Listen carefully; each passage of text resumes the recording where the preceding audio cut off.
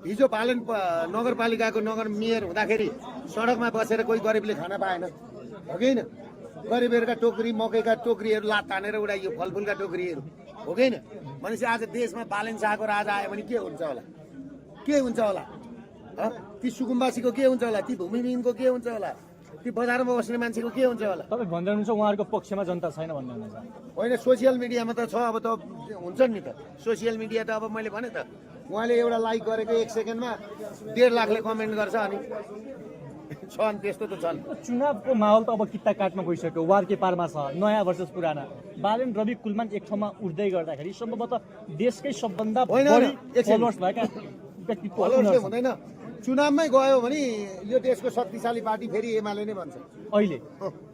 तपाईँले के बुझ्दैछ भने नि मुखले चुनाव हुन्छ, सङ्गठन छ, रासोपाको सङ्गठन छ नि, सबै जिल्लामा छ। जिल्लामा भएर हुन्छ, जिल्लामा 2 जना भएर 76वटा जिल्लामा सङ्गठन विस्तार गरेको छ रासोपाले 77मा। ए बाबा, तपाईँले भोलि पर्सि हेर्नु न, एउटा बुथ रोक्नलाई 5 जना मान्छे चाहिन्छ, भरे भोट गर्ने बेलामा मान्छे हुँदैन।